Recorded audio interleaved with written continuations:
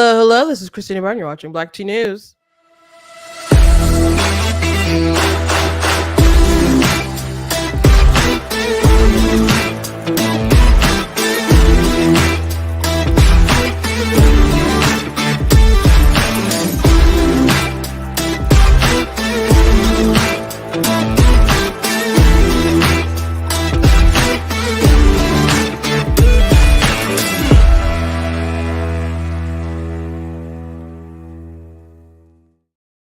Hello, welcome to Black Tea News. I'm your host, Christina Barr, and today we are going to be talking about this new poll that came out by NBC. So people are talking about it because their poll finally has Trump beating Joe Biden, and it also has generic Democrats beating Trump and generic Republicans beating Biden. So it is like a game of chicken. On, are you going to keep your guy? Are you going to keep your guy? Okay, we're going to keep our guy, and we're going to see where it goes, and just seeing where it ends up. Who may the best old man win, I guess. So we're going to talk about that poll. We're also going to be talking about the governor of Texas, Governor Abbott, decided to endorse Donald Trump. So that's a pretty big endorsement. By the time the Texas primary comes around, though, if DeSantis can't manage to like break away and win like some early states, it won't matter by the time you get to Texas anyway. So but I thought it was an interesting endorsement. Also, we'll be talking about Cardi B, and she went off on Joe Biden and what's going on in New York. We talked about it on Friday, but they're doing budget cuts to the city, to education and police and sanitation and all sorts of stuff. So we're gonna watch her rant, not her whole 10-minute video. She posted it in like two parts on social media. So we're gonna watch maybe like the first 5 minutes because it's just repeating a lot of. We might not watch the whole 5 minutes. When it gets to like parts where it's repeating, I'll probably call it a quits. But I think it's interesting because people are upset, and I talked about on Friday through all my coughs and stuff. If you watched it, I was quite sick. Still have a bit of a cold, but I feel a bit better now. And hopefully we won't have any hacking or anything through this broadcast. But they're doing this thing in New York where they're like, okay, we're going to do these budget cuts unless they give us some federal funds. So they're pointing the finger like we need help, and so they're upset. People like Cardi B are upset about the cuts, but they're complaining about, we don't have money for wars, etc., etc. And it's like, but you're missing the point. The point is that they can't afford all this stuff because there's all these people coming in from the border. So if you're upset about the cuts and the burden on the system, you need to fix the problem at the border. But she did say she wouldn't endorse candidates anymore because she did endorse Joe Biden, and obviously it's not working out too good. Thank you in the comments, Betty. Thank you very much. Appreciate that. Shout out to those of you who are watching live and those of you who will watch this back later. If you would like to support, you guys can go to blacktnews.com/donate. It costs a stream, run my website, all that stuff. So if you guys can support in the way, appreciate. If you're watching on Facebook, you guys can send stars. If you're watching on YouTube, you guys can send super chats. Make sure you check out different articles, videos, etc. on my website. I got a lot of traffic on an article I wrote about Ben Shapiro and Candace Owens. It gave a little context to their feud. Which I'll probably end up mentioning this later at the end of the broadcast. Hopefully I'll get through all my topics today. But she I was thinking, I'm like, Ben has to like comment on her last broadcast. She's on maternity leave now, but her last interview was with Norman Finkelstein. Well, maybe it's Steen. But I watched it, and there's some pretty interesting things in there, and I know it had to have maybe boiled Ben's blood, but I was wondering if he would comment on it.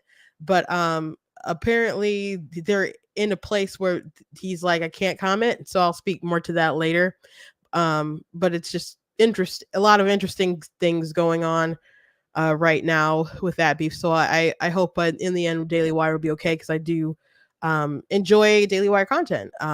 So anyway, Well, I guess I already told you guys to go to the website, all that stuff, but you guys can also check out different merch that's available at blackteennews.com, like different shirts and whatnot. We got pro-life stuff. We got things to cut down the ego of your friends that you are not that special.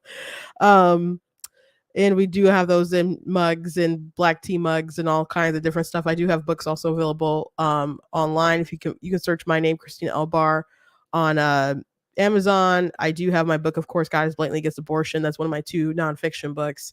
The rest are fiction, like paranormal romance, historical fiction, fantasy, etc. Blah blah blah. But just go check me out. And you may be asking, well, why'd you write an abortion book and have that theological bent to it? Because I saw a need and I was trying to fulfill a need. For example, last night I saw a tweet where someone was saying that to believe that life starts at that an abortion kills a life, and that it's when and life starts at conception is a religious belief, and which conflicts with the life starts at first breath. And I'm like, the Bible doesn't say life starts at first breath. It's one of the things they talk about in the book. And also I think that's a really weird rebuttal, because abortions don't happen at conception either. They most abortions take place within like the first trimester, but between like what 5 and 8 weeks maybe. And so by then, you probably got a heart beating and other, even the brain and other things have started to form by then. But obviously not like it's an embryo at that point, and then you're getting to the point where it's a fetus. So to the argument about conception, you don't even know that you're pregnant at conception unless you have some kind of, I don't know, divine intuition or something going on. So it's kind of a weird point. I mean, are you really going to make the argument that from the moment of conception all the way up until the baby exits your womb that it's not alive? That's not very scientific at all. So anyway, those are some of the things I talked about in the book. So let's jump to it. Thank you guys for your patience as I ranted through the intro. I gotta cut that down. Anyway, first thing I want to talk about, we want to tackle this Cardi B video and watch that and her response to the budget cuts in New York. And again, she's totally missing the entire big picture here. So though I appreciate her bringing awareness to the budget cuts to maybe some people who aren't paying wholly attention to politics, but it will affect them, because if they live in the city and there's less money for the schools, there's less money for police. That's direly important. That affects their overall safety, sanitation, all those sorts of budget cuts. So it's good that at least she's spreading awareness. But I wish she would just take the extra steps and just connect the dots and understand why this is happening.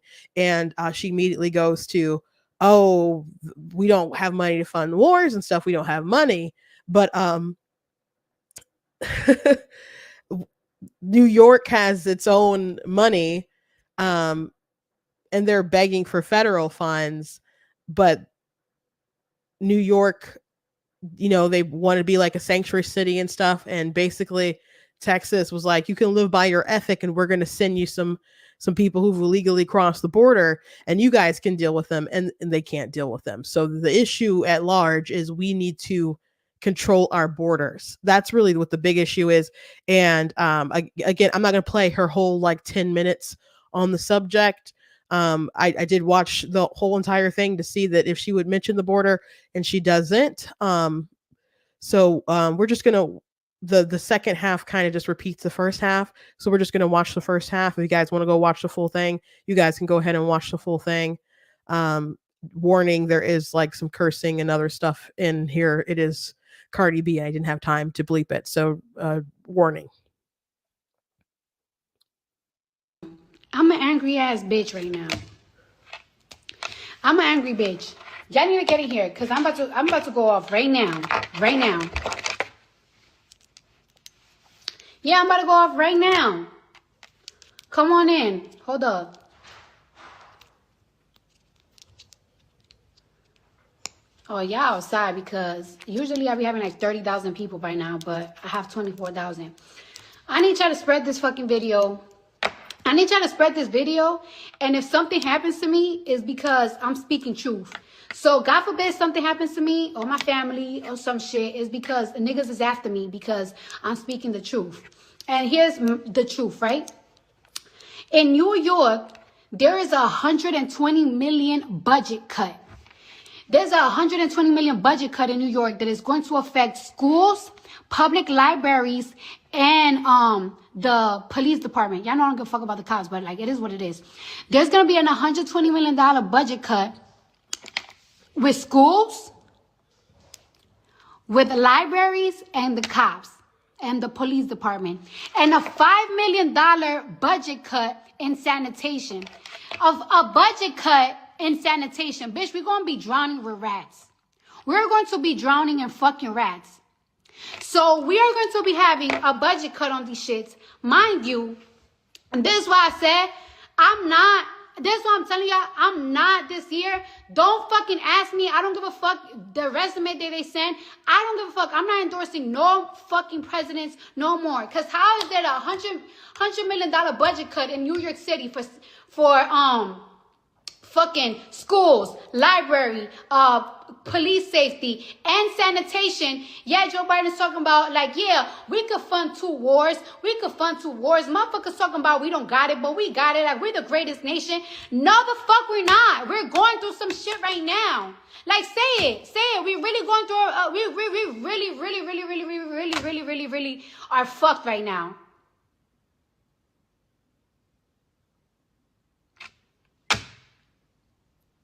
$120 million. Like, where these kids are gonna go? Like, I'm lucky.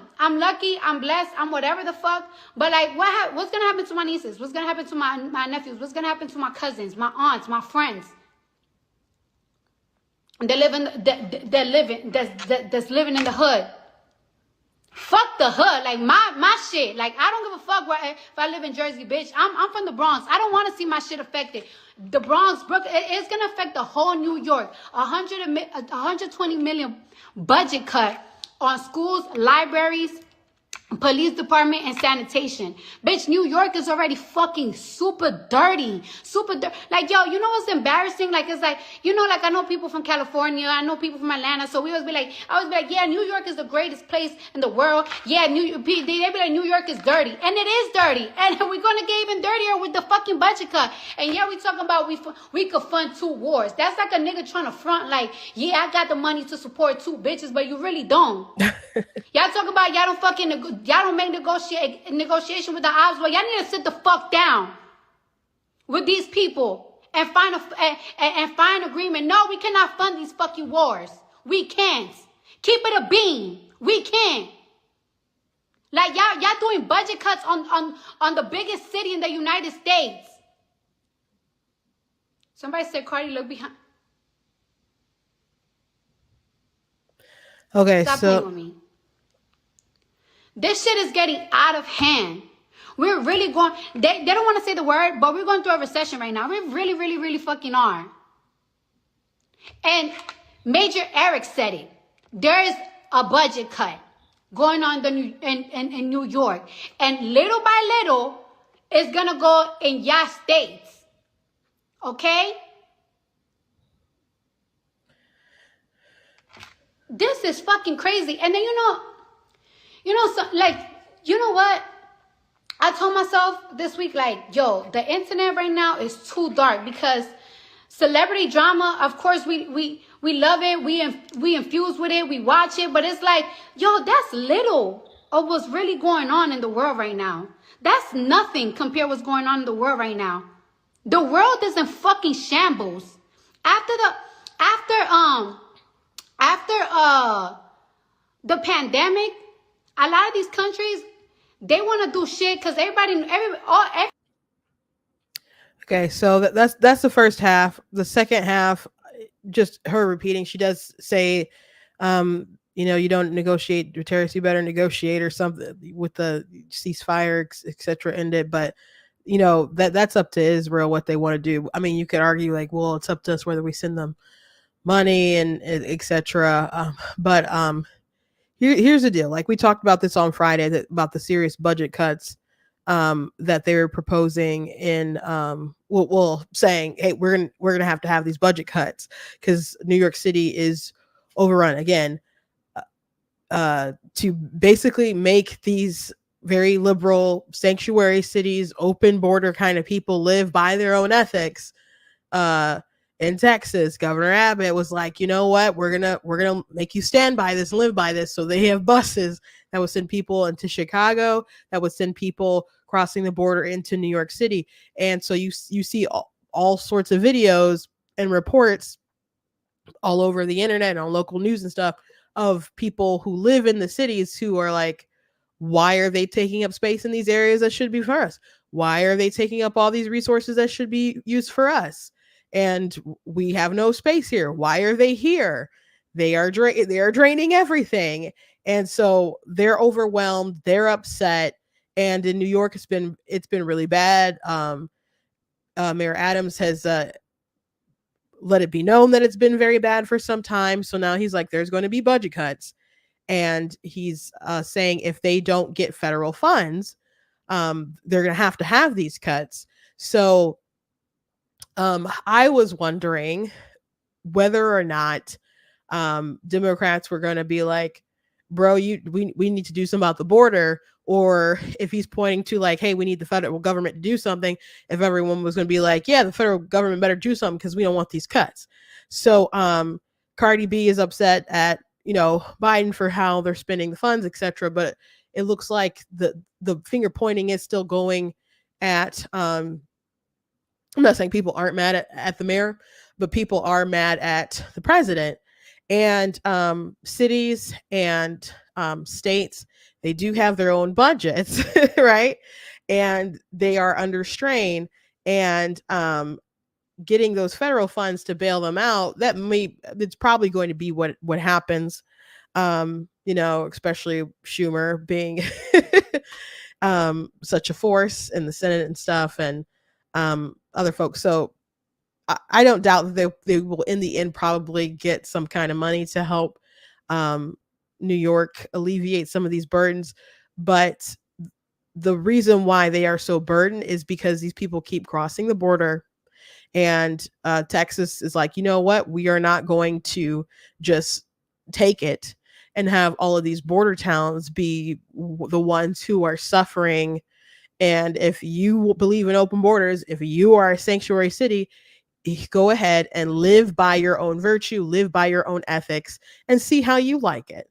But once they're actually faced with the truth, they don't like it.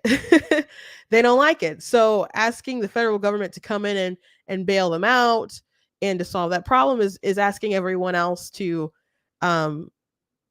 pick up that slack there, when the truth is it's just going to continue to be a problem for everyone else, because they'll just send people other places and stuff to actually, they have been sending people out now in New York to other places.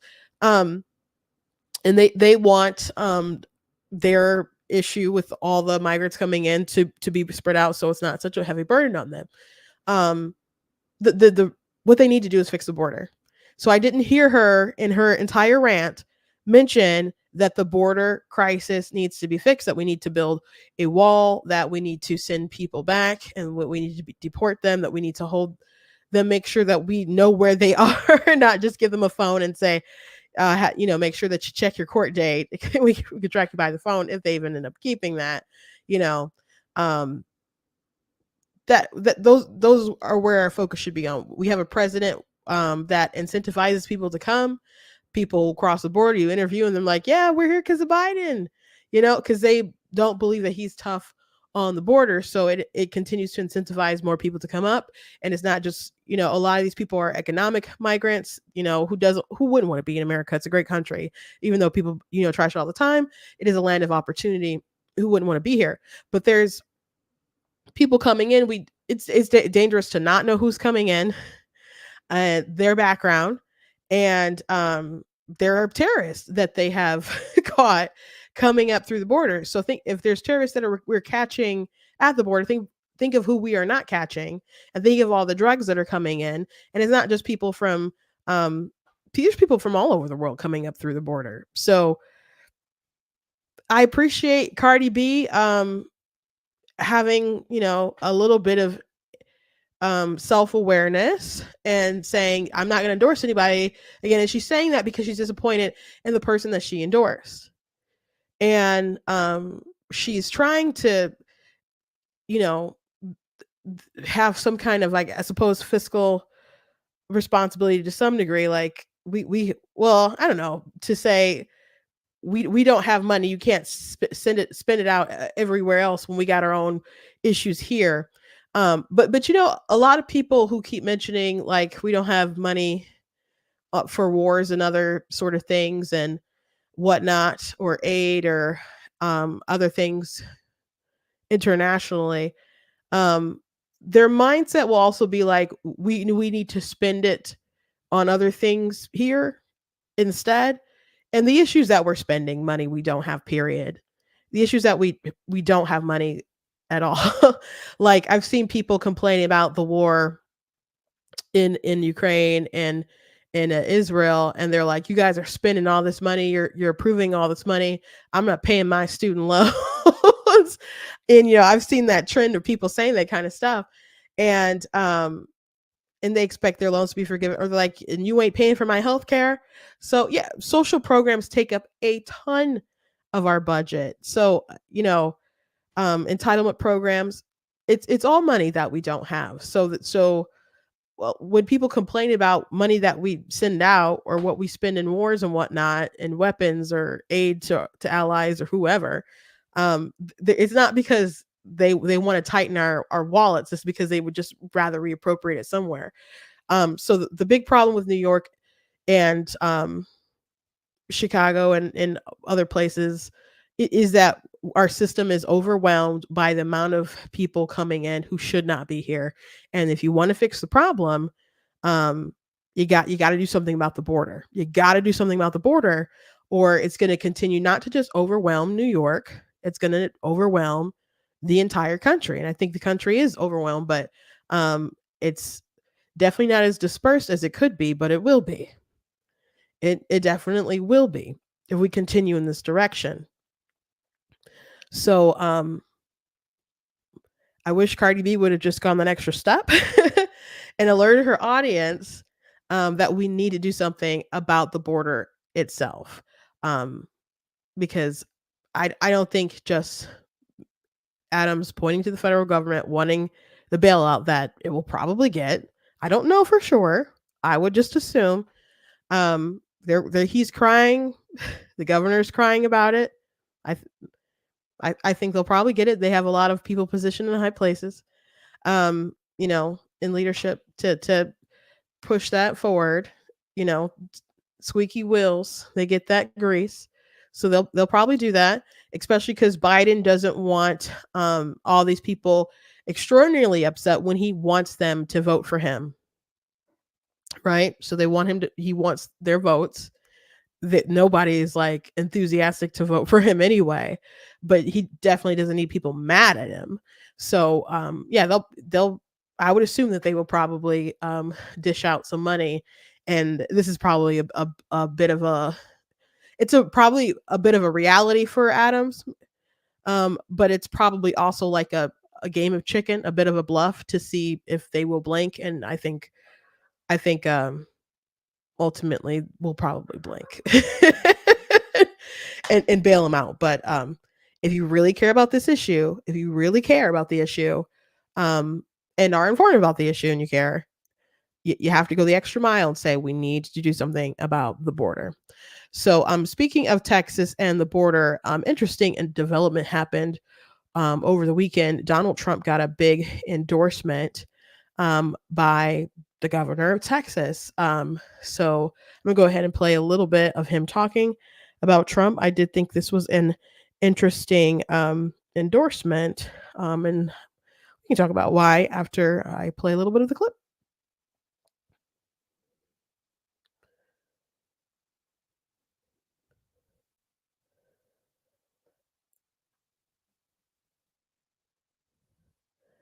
Sorry, it's loading.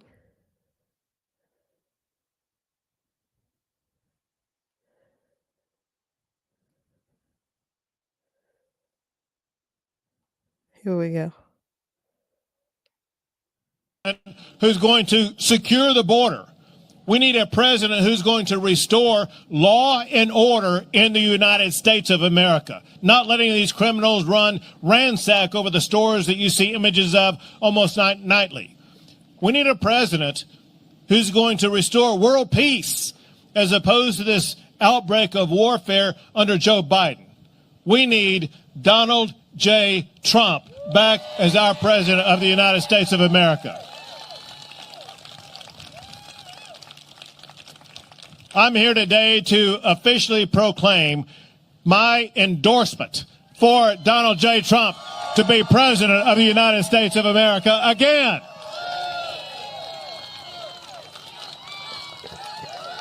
So join me in giving a Texas-sized welcome to President Donald J. Trump, the former and future president of the United States of America. Proud to be an American, where at least I know I'm free.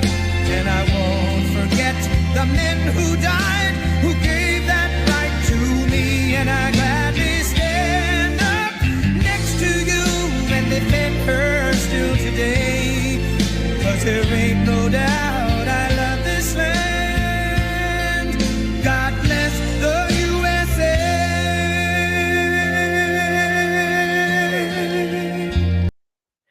You know, I hope I don't get flagged for the little blip of music. So yeah, I thought it was an interesting endorsement. I guess I find it interesting that so many people are coming out at the gate so early to endorse Trump, not because he doesn't have a lot of pull and he obviously has such a, passionate base that if you don't do it, then people feel like they got to come against that person if you're not on the Trump train. But to me it would be I guess I just don't understand people waiting it out a little bit, because the fact of the matter, you could be angry at me for mentioning this, he does have like 91 counts against him, and I think a lot of those are bunk. And I've talked at length many times about charges that I think are that don't make sense, them going after Trump, like the Bragg indictment in New York and stuff. But I think there's other ones that are going to give him trouble, and even though some that I feel that are levied against him perhaps unjustly, I think he is going to still have a lot of trouble with them, and I don't see him beating all 91 counts. So ultimately, I think it won't be good for the ticket. And you could be mad at me for mentioning that, but I guess my confusion about, or why I'm pondering about the endorsements, is why it's pretty evident that Trump is the one, right? He's going to be the nominee, as if we, with all the data that we can look at right now from all the polling that's coming out. Though I think there's something to be desired from the polling companies, and I do think well, Trump is paying for polls and other stuff like that. And I wonder how much might be even be a psyop. I don't know what all the campaigns have in internal data. I think the way that a lot of campaigns are reacting doesn't make sense to me. If he just has it so in the bag and it's so impossible for like DeSantis to win Iowa, for example.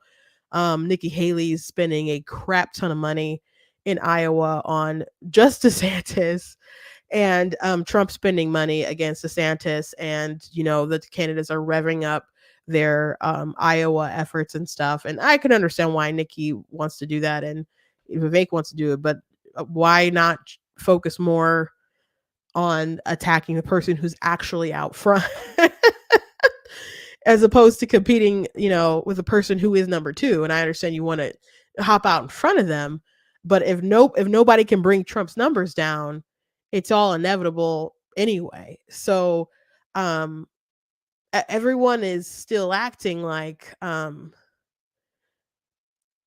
wasting money, I guess I could say, on attacking DeSantis, unless they think that he has more of a shot, because if I were Trump and it was just in the bag, why would you spend so much time and energy on Ron DeSantis when you have so many court cases to fight, and you need to build up ground game for the general election, and because you're fighting an incumbent, right? And I know a lot of us view Trump as an incumbent, but he's not. Joe Biden is.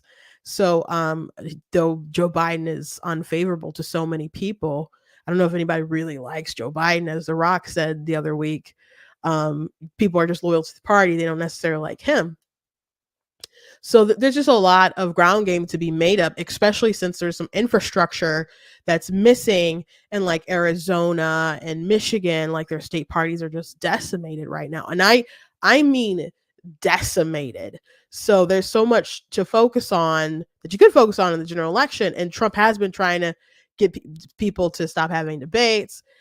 The Trump, folks are like, just drop out. We should all be coalescing around me, and et cetera, and focus on, voting integrity, and but he's not doing that himself. So it's very interesting. It doesn't what they're saying and what they're doing isn't really correlating. So if there's not a chance, a snowball's chance for DeSantis or Haley, or I think DeSantis is the only one who could possibly take it if not Trump. Excuse me. Ooh. Just lost my voice all of a sudden.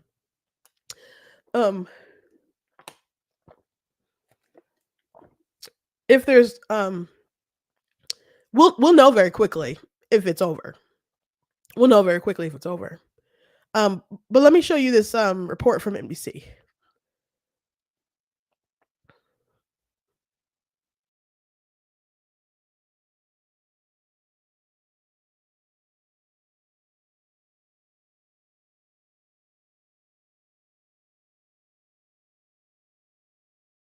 Trump, we have at 46%, Biden, 44%.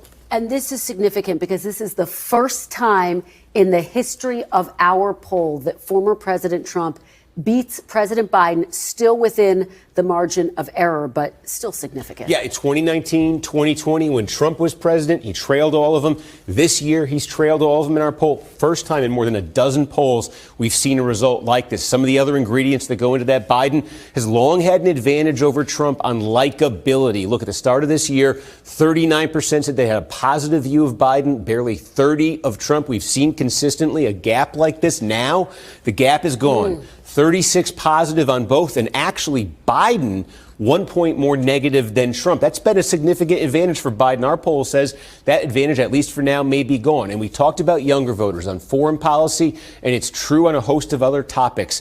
Disaffected with Joe Biden. We have 46% for Trump, 42% for Biden among the youngest voters. The youngest voters in the 2020 election were Biden plus 26. This could be a massive sea change. And if you take a look here, too, everybody sort of says, hey, I'm not too nuts about the possibility of this matchup. So we said, let's measure this one way. And here's how we did it. Biden against an unnamed Republican. This is just a referendum on Biden, basically. And look at this. He goes from being in a dogfight with Trump to being double digits behind. But then flip it around. Trump against an unnamed Democrat. Trump goes from leading against Biden to being down by 6 points against the Democrat. Just a fascinating look at the state of the race with just a little under a year to go. Steve Kornacki, great stuff. Thank you so much for being here. Yeah, so very, very fascinating stuff. So Joe Biden's popularity is just trash. Just trash. And people aren't happy about the economy. They could try to say like, oh, well, I created more jobs than anybody. It's like, bro, you came right after a pandemic, after you they forced people to lose jobs, So I don't appreciate the talking point about that when I know they like cost people jobs and shut down the economy. And it just kind of feels like, did you want people to lose jobs just so you could say that you made a lot of jobs, And I've seen Democrats capitalize off that. And again, I don't appreciate it. It's a huge transfer of wealth. to the richest of the rich, and people can feel it in their pocketbooks. Man, I went to the grocery store the other day, and it was I did buy some some like medicine for my cold and stuff, and some water, and I don't know, some maybe some cereal, like just a couple of things, and it very quickly added up to $50, and it just barely had anything. It's just crazy how quickly that stuff can add up. Just so I just can't imagine for so many people out there who are taking care of like a bunch of kids and so on. It's just rough. As Cardi B said, people they don't want to admit it, but we're going through a recession, and people feel it in their pocketbooks, no matter what kind of spin the White House press secretary or whoever gets on TV and they talk about the economy.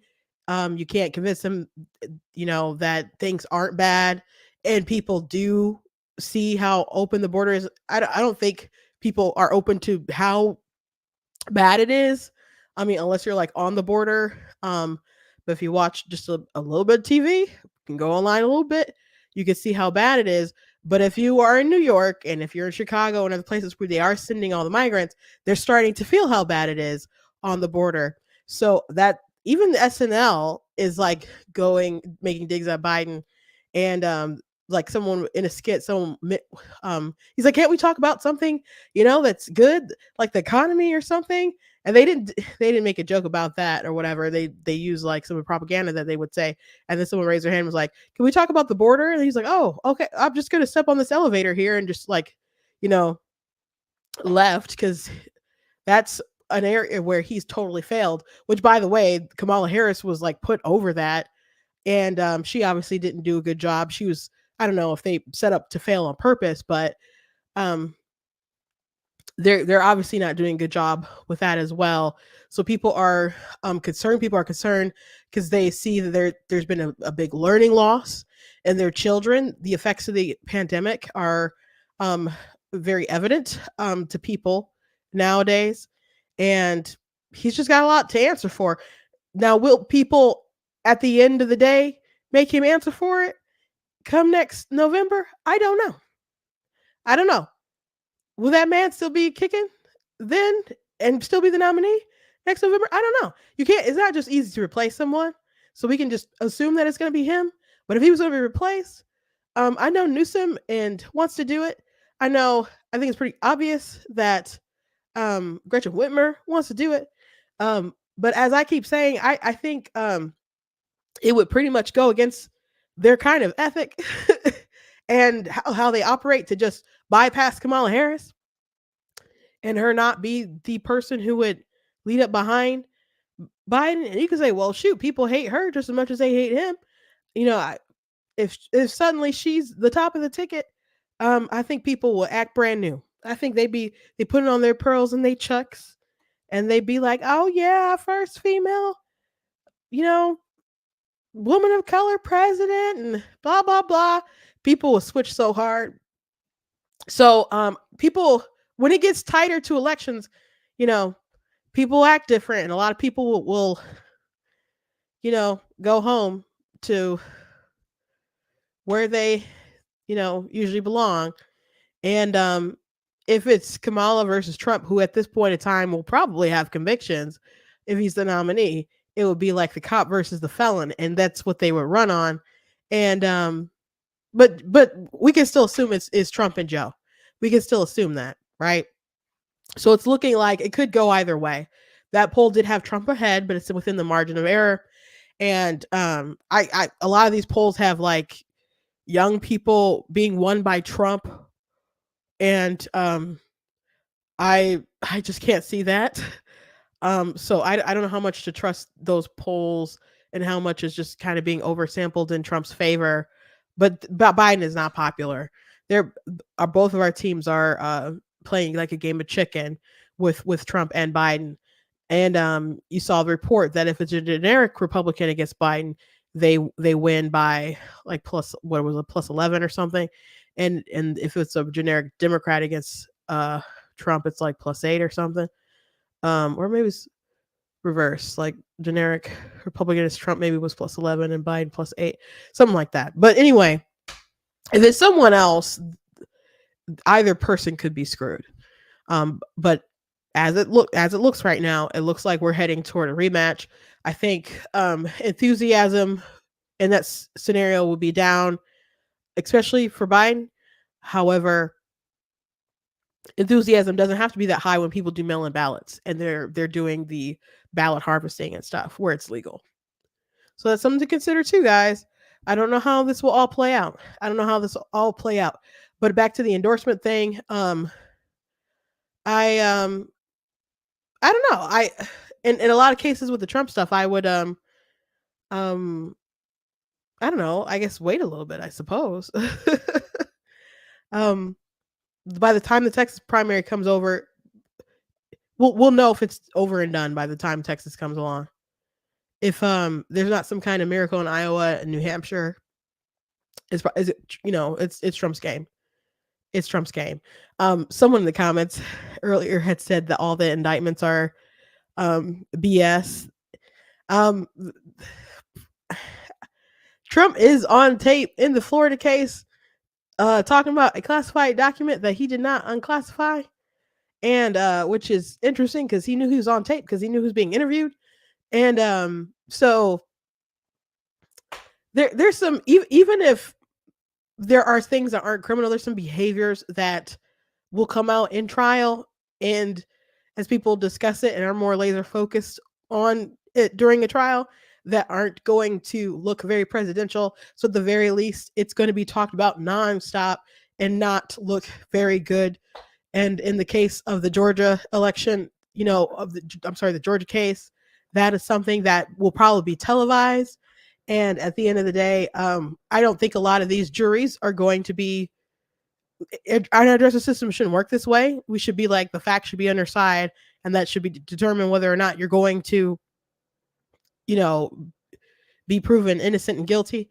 I think he's going to have a hard time in DC, and perhaps a hard time in Georgia, and he's going to have a better jury perhaps in Florida, but Florida is the hardest case for him, and that can make you guys upset, but I'm not gonna lie to you just to make you feel better. You can receive that or not, but I'd encourage you to actually read. If you have not read, I'm not gonna assume you didn't read it, but if for those of you who haven't read, like, at least the Florida superseded indictments, just go ahead and read it for yourself. But either he's going to be we'll know very quickly whether he's a nominee or not, because the like Iowa, New Hampshire is very early, and if DeSantis can't, the theory is that if he can win in the earlier ones, then other people drop out and people coalesce, and more momentum, more money and stuff gets behind him, and you kind of break that Trump idea and wall and stuff,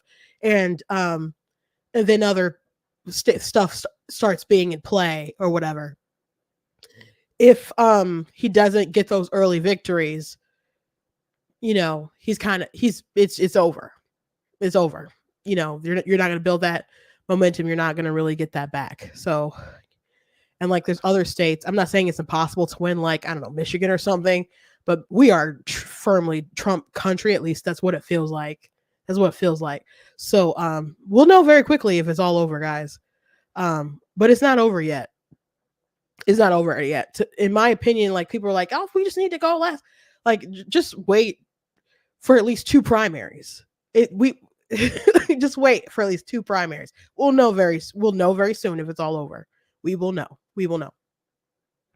if it's all over. Anyway, moving on. I want to talk about this incident that happened a bit ago.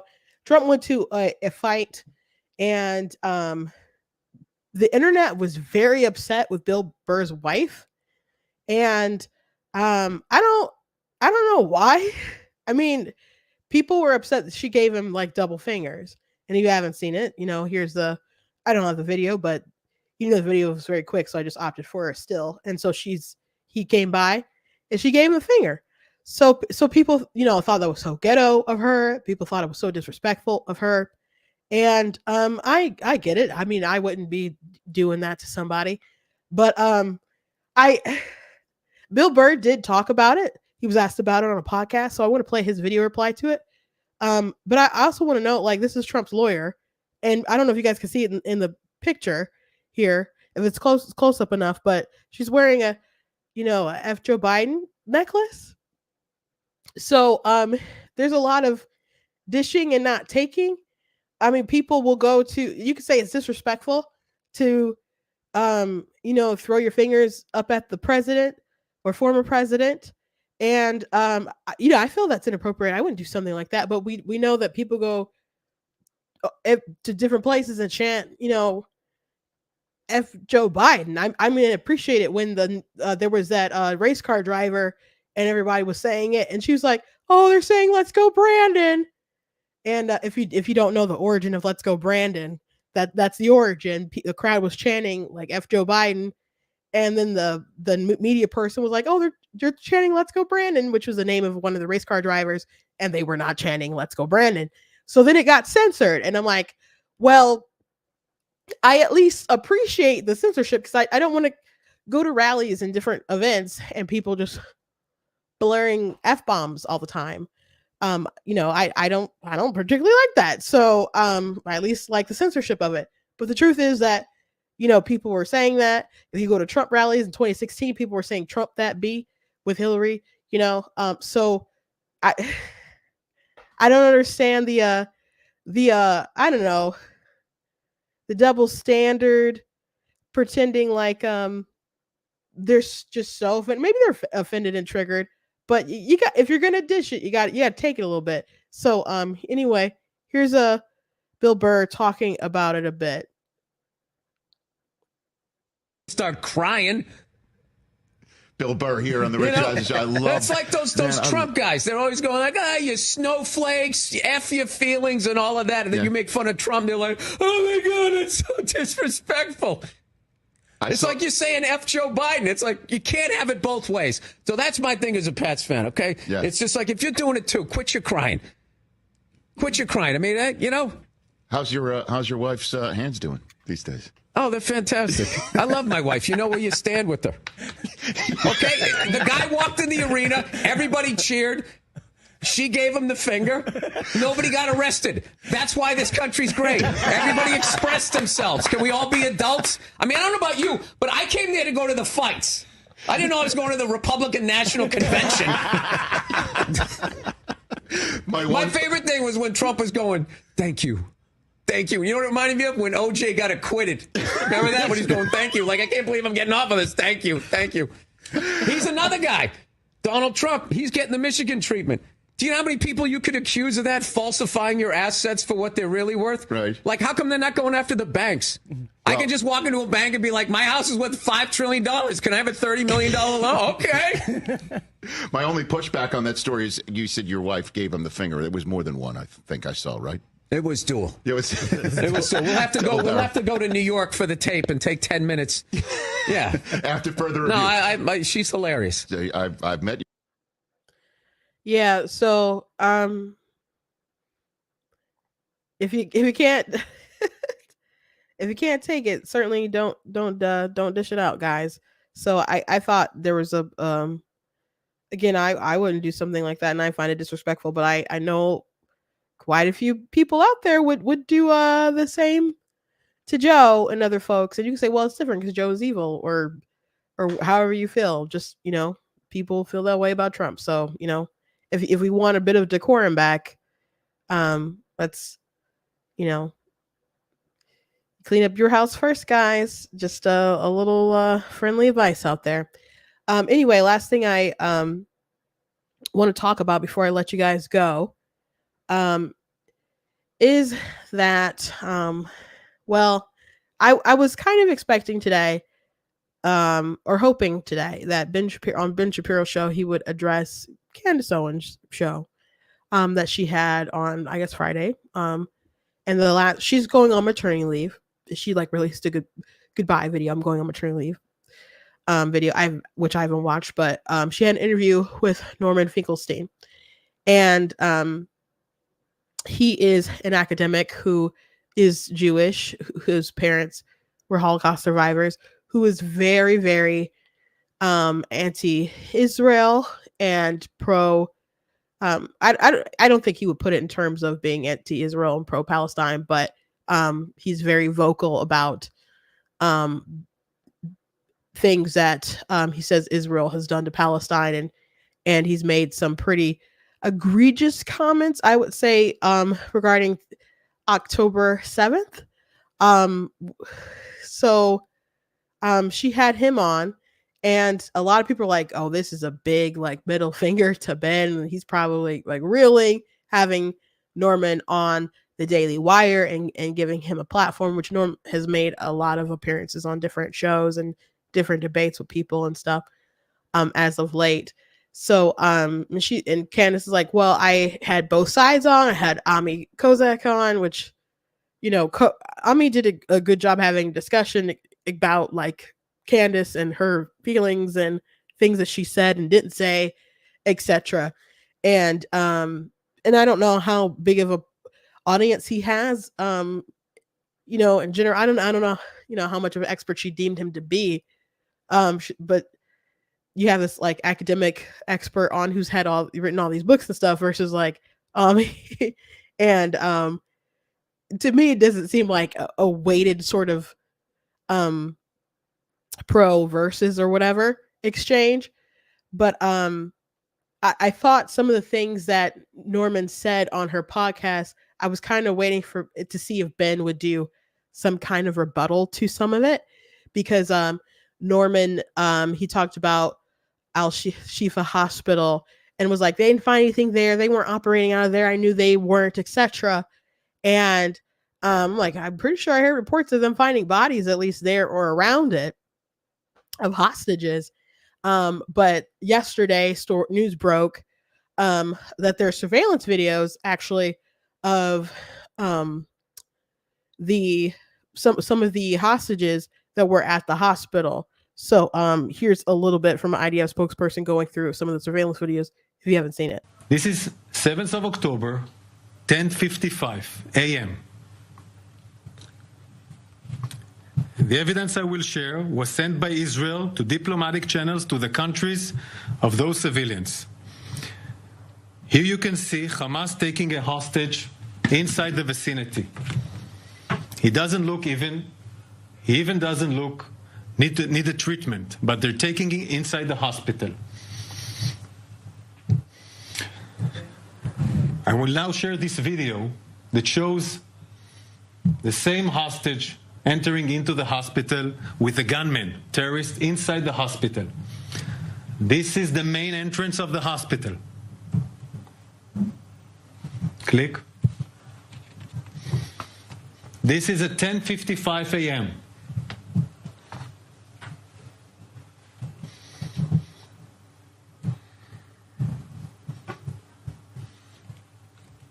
They're entering another hostage.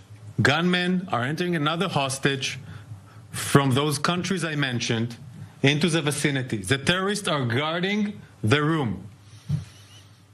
We have not yet located both of these hostages and rescued them. We have not yet located them. There's other videos of when they come in. There's also like a picture from a surveillance video that I saw of them with a boy that they were taking to the hospital. And some people, he did not seem injured, but that's, you know, where they're saying that they operate out of. And some people are like, well, they're injured, that's why they're bringing them there. Looks like they were just kind of forcing that other people into there.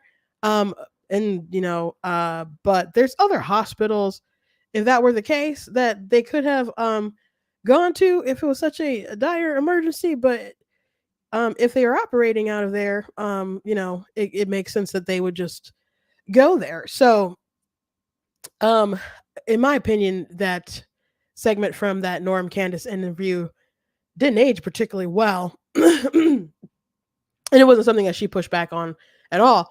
He also said he didn't believe that there were rapes, and he didn't believe that there were beheadings. And he said he could be wrong, but he thought it was unlikely. I saw a video of them trying to behead someone who was still alive. So I don't know how he missed that. He missed that. Especially since they like streamed that crap. And I don't know how Candace missed that. And if she didn't miss it, she definitely didn't bring it up. Um as far as the sexual assaults, there's accounts from witnesses from the music festival who laid out some pretty graphic details of women being passed around and shot, and um, even like cutting off breasts and stuff and playing with it and other things like that. There are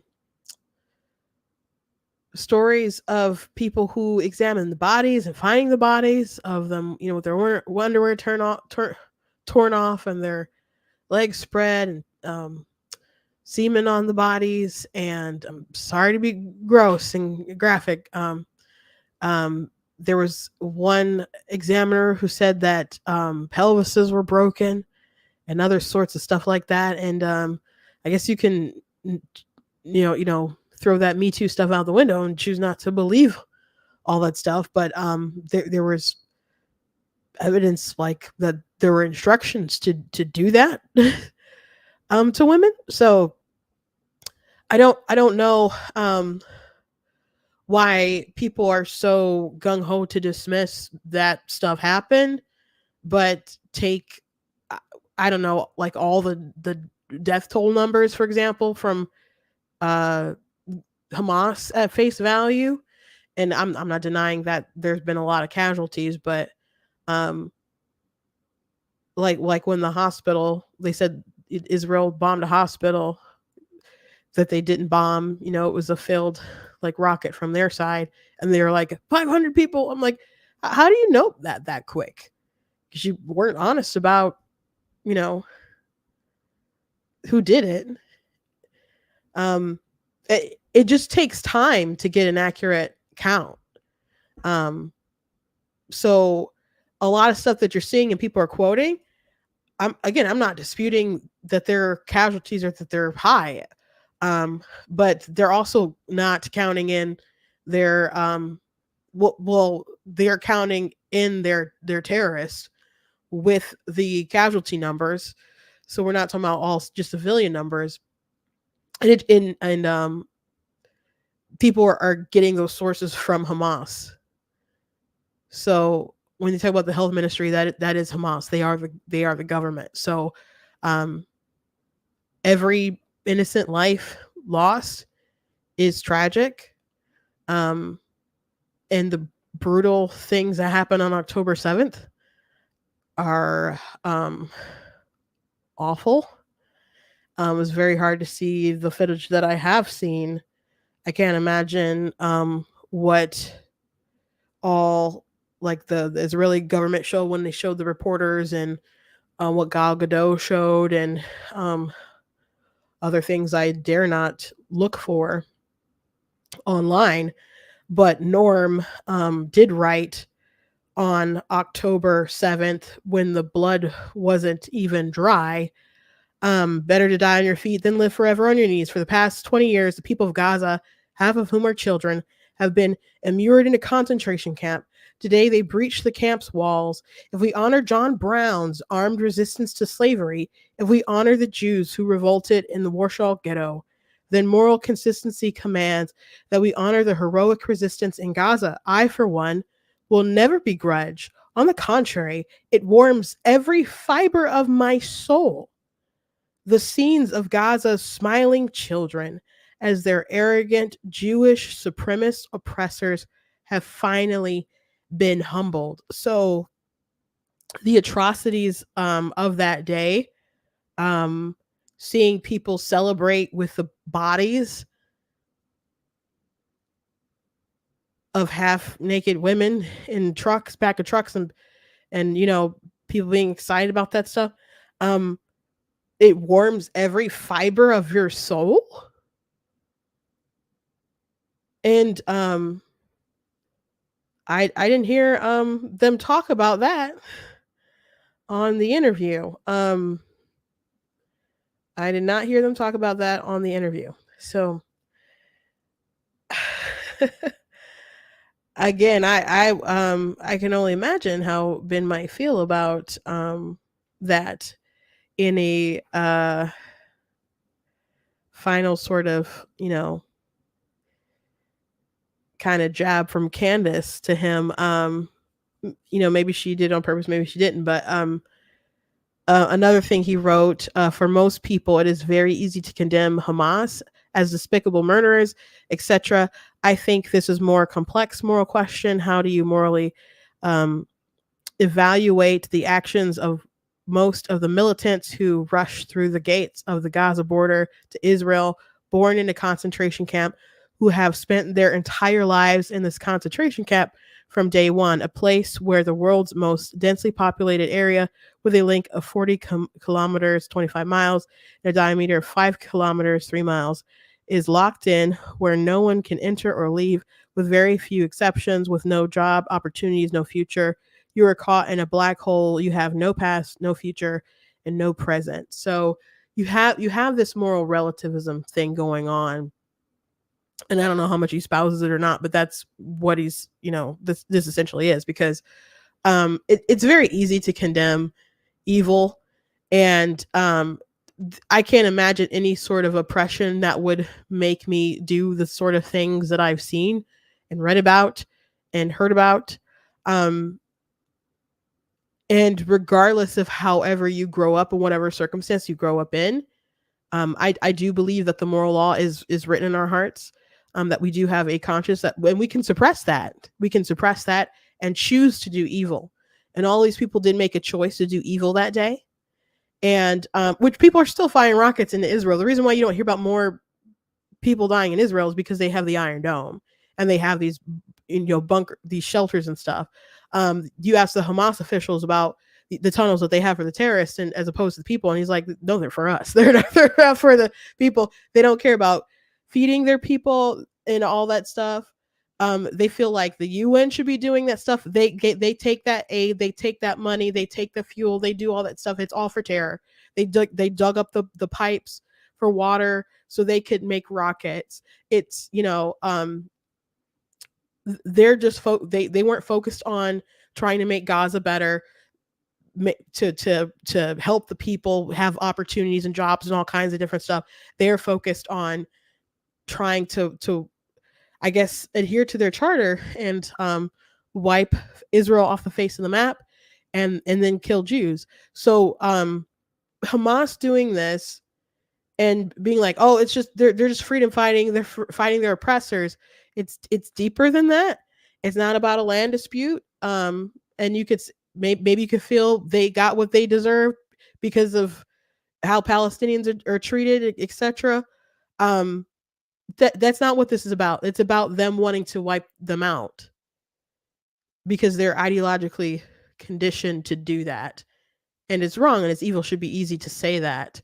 Even if you don't like Israel, even if you don't like them.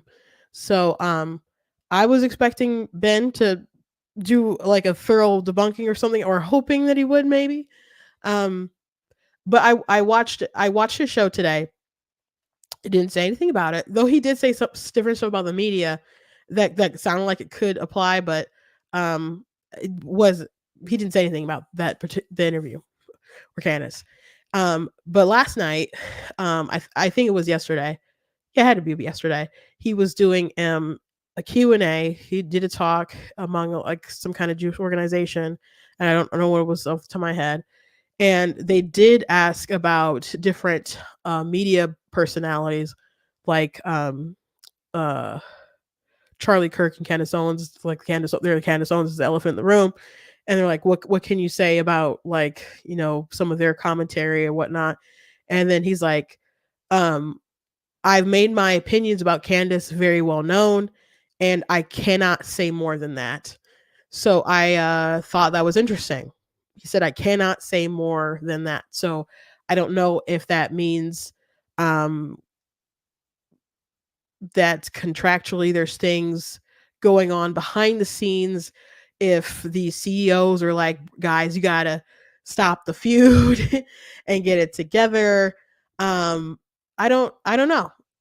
But I thought it was interesting that he said I cannot say any more than that. So it seems like I guess he won't. um but I cannot imagine if that's a route that she's going to continue to go down on, and maybe she won't because she's going on maternity leave, and she dropped perhaps the biggest bomb that she could have with their Norm interview, and maybe she'll I don't know, back off a bit, and he's supposed to back off a bit. I don't know, but I just thought that was interesting, and I wanted to share. If you want more background, I do have a video. I'm sorry, not a video. I do have an article that I wrote about why Ben is mad and some of the things that Candace has said. I do plan to record a video. I guess it says a lot of the same thing, but we'll show more examples. And that also the context that Candace herself has been dubbed an anti-Semite, and people she said during Q&A while she was, I think, associated with like Turning Point, Charlie Kirk, as she was talking about nationalism, and she had referenced Hitler, and she's like, nationalism gets a bad rep because of Hitler, but Hitler. She was essentially saying that Hitler's problem is that he tried to do evil things to other people outside of Germany, and if he had wanted to do just good things for people in Germany and it was nationalism, it'd be fine or whatever. And I don't even think she said as much as what I'm saying right there, but people were not charitable with her comments, and different people wrote articles about her, and she ended up being blasted in Congress, and she had to defend herself, and people were calling her anti-Semitic, all this stuff. And so she